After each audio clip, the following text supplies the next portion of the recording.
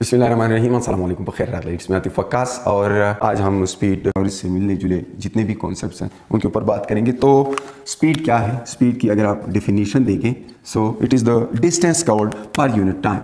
The distance covered by an object, कोई object है, moving object है, और वो डिस्टेंस कवर करता है, और उस डिस्टेंस को आप टाइम पे डिवाइड कर लेते हैं, per unit time is called speed. It's a scalar quantity, and its unit is SI unit is meter per second, meter divided by second. Symbol इसके यूनिट के लिए m/s या ms raised to the power -1 use किया जाता है। और फिर इसकी डायमेंशंस अगर आप देखें, सो स्पीड की जो इसका डायमेंशनल इक्वेशन इसकी है L/t-1। सो ये इसकी डायमेंशंस हैं। और दो तरह की स्पीड्स हो सकते हैं। एक है average speed. So average speed जो है, इसके लिए सिंबल यूज़ होता है v, ket and bra notation में इस तरह लिखा जाता है। और या इसको v एवरेज के लिए a भी साथ में लिखा जाता है। तो इसका मैथमेटिकल फॉर्म अगर मैं यहाँ पे लिखूँ, so it is delta s divided by delta t। Delta s is total distance and delta t is total time taken.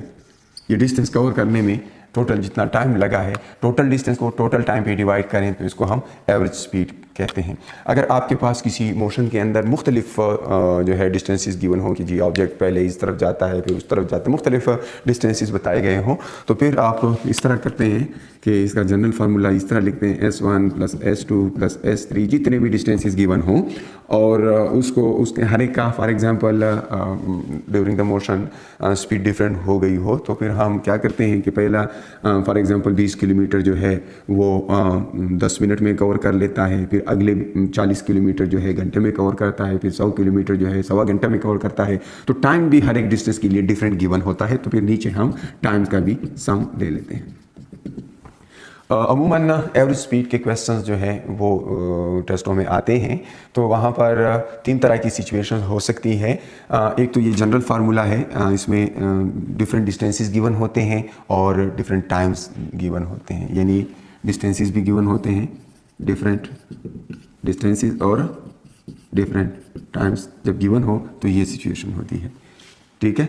लेकिन अगर सिचुएशन इस तरह हो कि आपसे स्पीड मांगी है लेकिन टाइम गिवन ना हो, तो अगर टाइम गिवन ना हो, मतलब ये कहा जाए कि जी 60 किलोमीटर तक उसकी स्पीड 50 किलोमीटर पर आवर रही, फिर अगले 100 किलोमीटर तक उसकी स्पीड 80 किलोमीटर पर आवर रही, और फिर इस तरह गिवन डेटा में टाइम नहीं दिया गया बल्कि डिस्टेंस और वेलोसिटीज़ दी गई हैं, तो फिर आप क्या करेंगे? डिस्टेंसेस को उसी तरह ऊपर लिखेंगे।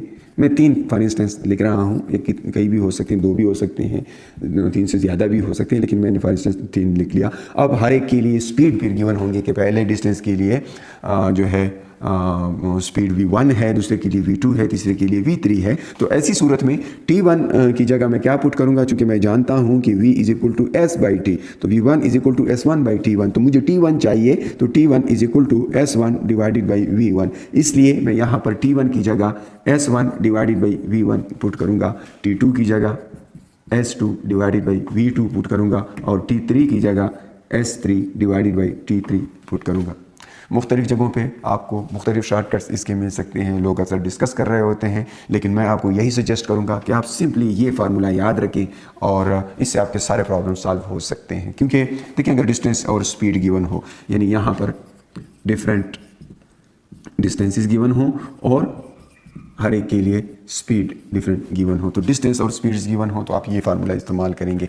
और अगर आपको इस तरह की सिचुएशन दी जाए कि टाइम भी गिवन हो, स्पीड भी गिवन हो, लेकिन डिस्टेंस गिवन ना हो, तो फिर आप क्या करेंगे? इसी चीज़ को मैं फर्दर रीअरेंज कर लूँ तो ये हो जाता है S1 = v1t1, यानी S = vt का फार्मूला यूज़ करेंगे। तो यहाँ पे आपके पास क्या आ जाएगा?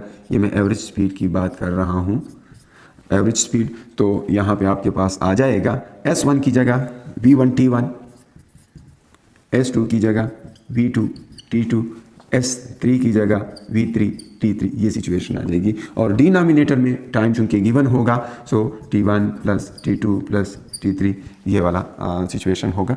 और फिर आप इसमें क्या करेंगे, डिफरेंट स्पीड्स गिवन है और डिफरेंट टाइम्स गिवन है, तब ये सिचुएशन होगी। अब इसमें फिर आप शॉर्टकट्स डेवलप कर सकते हैं, क्योंकि अगर स्पीड्स एक जैसे दिए गए हों और उसके लिए टाइम्स डिफरेंट दिए गए हों, तो फिर ऊपर आप स्पीड्स 3 हैं तो 3s डायरेक्ट लिख सकते हैं और टाइम्स को डिनोमिनेटर में अलग से ऐड करना। लेकिन मेरा ख्याल है आपको ज़्यादा शॉर्टकट्स याद करने की बजाय ये जनरल फार्मूला याद रखना चाहिए और आपने अकॉर्डिंगली सिचुएशन को देखनी है, सिचुएशन को देखना है कि जी आपको क्या क्या गिवन है। तो अगर S और T गिवन हो ये फार्मूला यूज़ करें, S और V गिवन हो, स्पीड और डिस्टेंसेस, तो ये वाला, और अगर आप स्पीड और टाइम गिवन हो तो ये वाला फार्मूला यूज़ करें, ठीक है।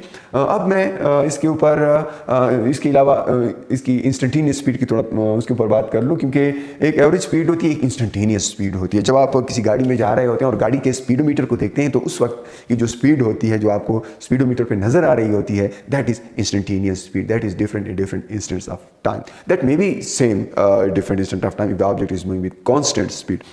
और ये बात आपको हमेशा के लिए ये ज़हन में बिठा लें कि ऐसा मुमकिन ही नहीं कि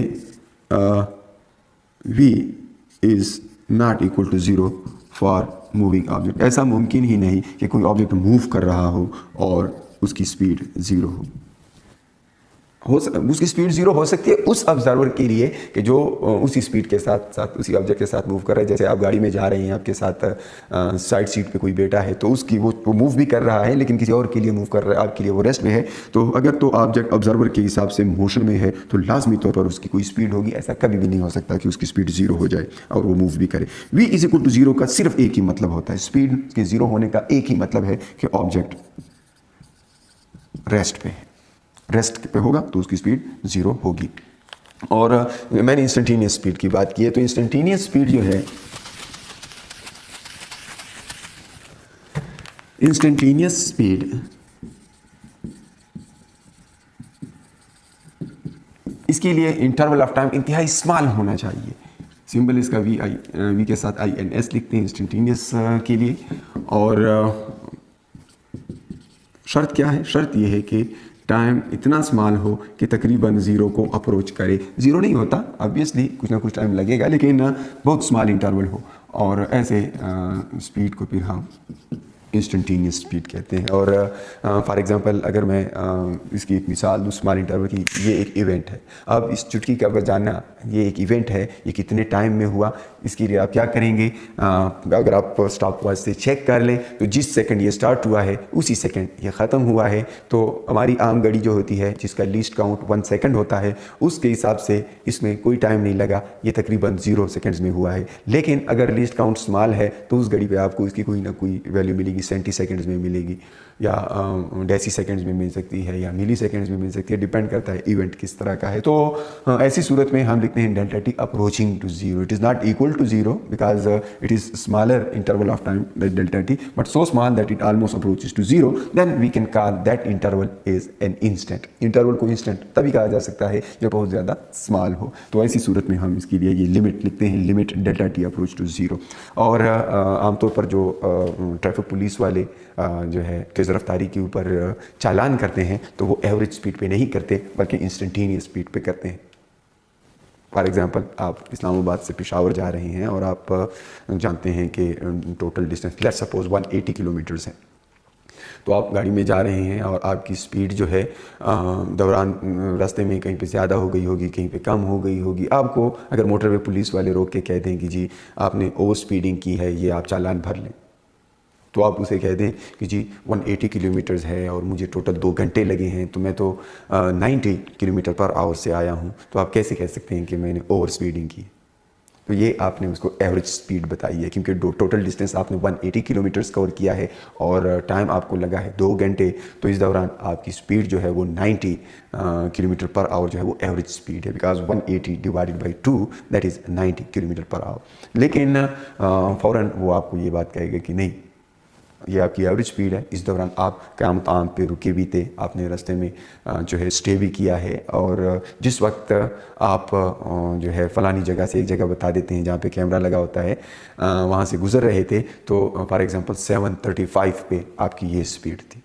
तो फिर आप उस टाइम जो है जिस टाइम उस कैमरा के सामने से गुजरे थे, that was very short interval of time, और उस वक्त आपकी जो स्पीड थी वो 150 थी या 140 किलोमीटर पर आवर थी, जो कि अलाउड नहीं थी, इसलिए उस पर आपको चालान मिलता है। तो चालान जो मिलता है वो इंस्टेंटेनियस स्पीड पे मिलता है। बिल्कुल इसी तरह आप गाड़ी के स्पीडोमीटर को जब भी देखें तो वहाँ पे जो रीडिंग आपको मिलती है that is your instantaneous speed, ठीक है। और कुछ चीज़ें ऐसी होती हैं जिनकी स्पीड हर लम्हा चेंज हो रही होती है। स्पीड के अंदर चेंज को एक्सेलरेशन कहते हैं, लेकिन इसकी एग्जांपल्स के तौर पे मैं इंस्टेंटेनियस स्पीड की एग्जांपल के तौर पे एक मिसाल दे देता हूँ सिंपल हार्मोनिक ऑसिलेटर की।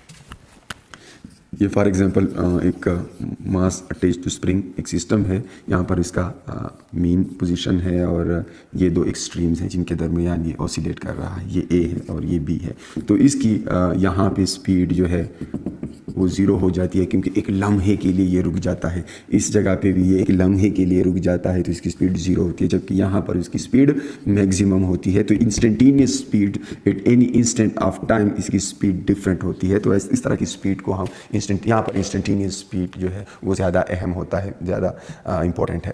जबकि एवरेज स्पीड रूटीन में हम यूज़ करते हैं, फिजिक्स में तकरीबन हम इंटरवल्स की बात कर रहे होते हैं, तो आमतौर पर हम स्पीड के जितने भी फार्मूले देखेंगे वो करीबन एवरेज स्पीड के होंगे, लेकिन कुछ केसेस में इंस्टेंटेनियस स्पीड भी हमारे लिए इंपॉर्टेंट हो सकता है, और यूनिट इसके भी वही होंगे जो उसके। ठीक, इनके ऊपर प्रैक्टिस प्रॉब्लम्स जो है वो at the end of chapter मैं कराता होता हूँ।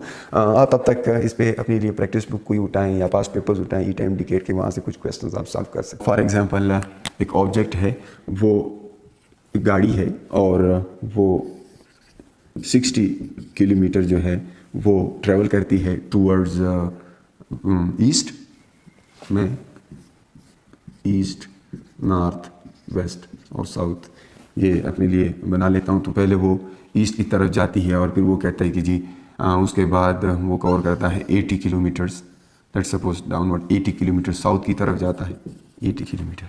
टाइम फॉर एग्जांपल बता दें कि ये सब कुछ जो है, ये सारा डिस्टेंस जो है वो लेट्स सपोज 2 घंटों में कवर हुआ, 2 आवर्स में। एवरेज स्पीड फाइंड करें, तो एवरेज स्पीड फाइंड करने का फिर ये तरीका होगा कि आपने टोटल डिस्टेंस बताना है, क्योंकि एवरेज स्पीड जो है that would be total distance, so 60 + 80, और टोटल टाइम जो लगा है that is 2 hours, so you get 140 divided by 2 kilometres per hour, यानी 70 kilometre per hour. So that is average speed. So average speed और average velocity की different values इस particular case में आती हैं।